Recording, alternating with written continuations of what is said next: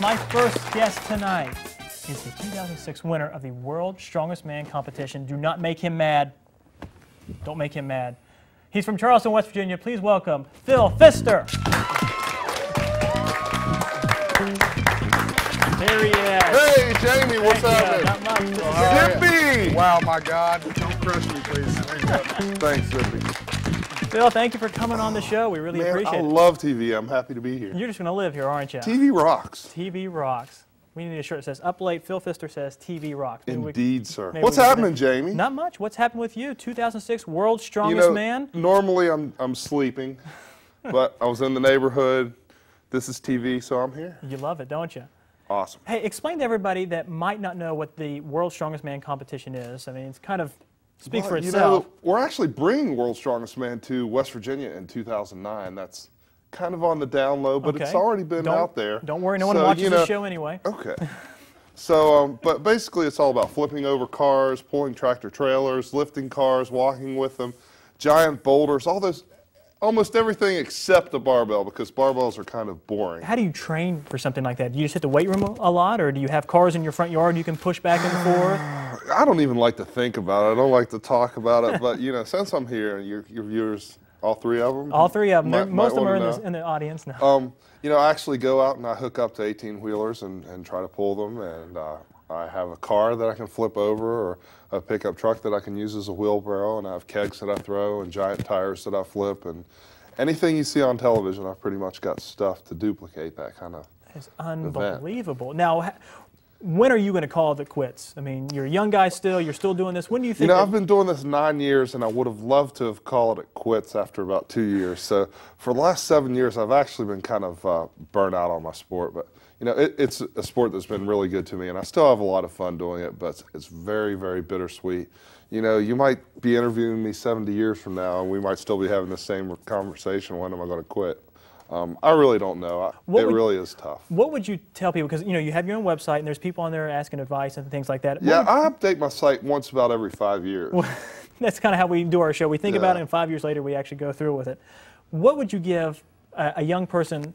What kind of advice would you give them if they wanted to go into weightlifting, strongest man type of thing? I kind of get that question a lot through email and so forth. And usually what I say is I come up with a list of, half a dozen or a dozen things. And usually right near the top is, be drug-free always. Unfortunately, we take a lot of shortcuts in our society, and we want things now. And, it's just not that way with strength. You have to build it slowly, and it takes time. It takes a lot of hard work. So you've got to be drug-free, or else you'll end up having a lot of health problems and shortchanging your career as an athlete. You'll set yourself up for injuries, and so kind of on the serious side right off the bat, I like to get that out of the way. And I'm a lifetime drug-free athlete, and ultimately I actually feel that strength athletes and all athletes can really be their best without drugs. It's a more difficult road, and it's a longer road. It takes longer to get there, but I think they can have a longer career as well that way. And that sounds like, you go out and you talk to schools and everything like that, and this is kind of what you give. My community in the Kanawha Valley and all around the state, but especially back home in the Charleston area, has been awesome about supporting my efforts, and I couldn't have done it without them. So anytime I'm called upon, I try to give back, that support. I try to support whoever calls on me, As far as, young people getting started, though, they've got to go out and get a tire that they can flip and get farmer's walk stuff. They've got to build their own equipment and make their own equipment and mimic the stuff they see on TV. There are a lot of amateur contests out there. You get on the internet and you can find out all about those. So really there's just no substitute for the experience getting out there and doing it.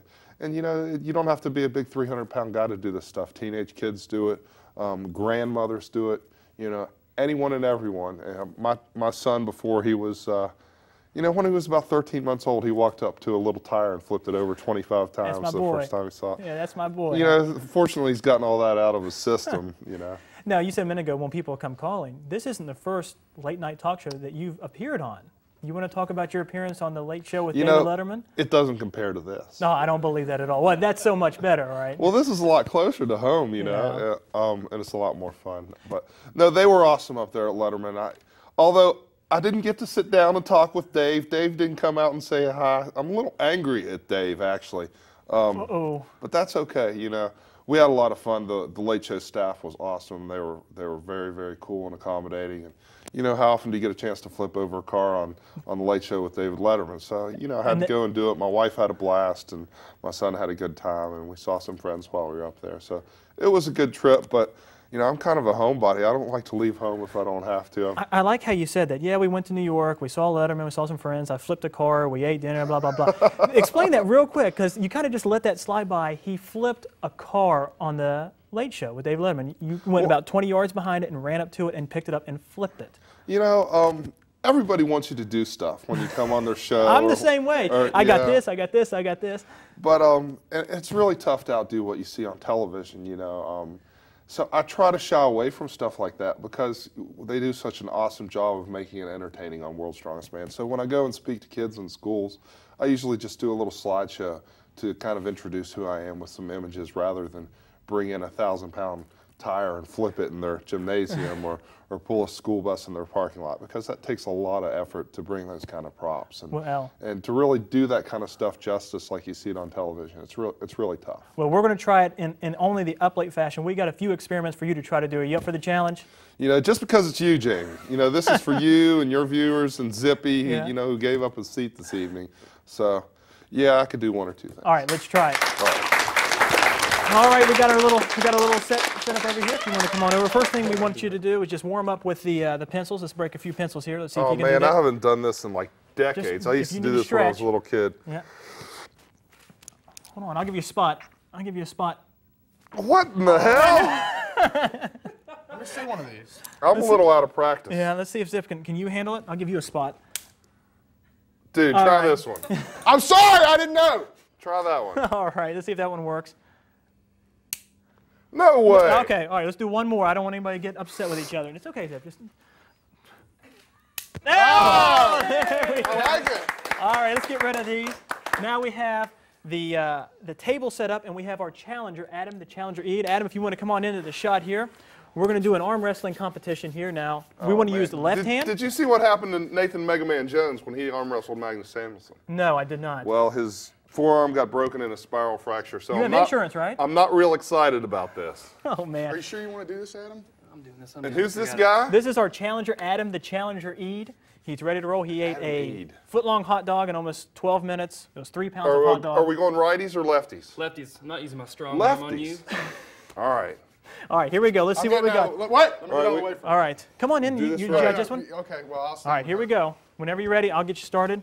Guys, let's have a clean fight here. Nothing but love. On your mark, get set, go. Work it, work it, work it. Get him, Eid. Get him, Eid. Take him out. Oh, my God. Man. Go raise his hand, I guess. Yeah, you can congratulate him. We're going to take care of Adam real quick. I think he hurt my right arm and my left arm. We better be right back. No. We got one more. We need to get him off? Get him out of the way, and we got one more something for you to try. You're not through with me yet. I am not through with you yet. We've got our up late pink gloves. Go ahead. Ooh, those are nice. Now what are we going to do with these? Throw these on. This is something that someone suggested that we try with you. Let's see what happens. This is a drinking contest. This is a drinking contest, and Zippy left. I don't know. I'm here. Okay, I'm here. I had to get Adam to the ambulance. We couldn't have got any smaller gloves, by the way. We may need to break for commercial while I get these things on. Okay. All right, we've got him on. I'm going to give you a Sprite can. I don't know what you want to do with this. What's he going to do? Wait, what's he going to do? I thought you were going head-to-head with me. Oh, I will. Yeah, give me a See if you can. can finish off our can. Let me get you another I'll try it. You go conventional. I'll go. I think I need the towel. Here, you take the towel. Just so I don't wet myself. I don't need the this towel. is pretty if I get exciting. electrocuted by the mic, that's okay. That's my problem. All right, here's a towel. Look at you. Look at me. I got the towel. No, it's a Chutes and Ladders towel, buddy. I've got a 2-year-old. Wow. All right, we can race. You go conventional. All right, wait. I got to tuck mine in like that. Hang on. This isn't going to be good. Where do you want me to stand so I don't get hurt? That's the question. I'm going to try to finish off my can my way. Now, are we drinking it or crushing it? Well, you can drink yours and see if you can finish it off I'm your way. going to step out of here. All right, Zippy. This is all up to you, buddy. He has until the time I finish this can to crush that, right? Yeah. All right. All right. Ready? Everybody ready? Tell me on your when. mark. Get set. Go. I think I got you. We got to clean this mess up. Literally like a drink. Literally. Phil, thank you Good for job. coming. Thank you for coming on the show. We might need to. Hey, my pleasure. Phil Fisk, everybody. We'll be right back.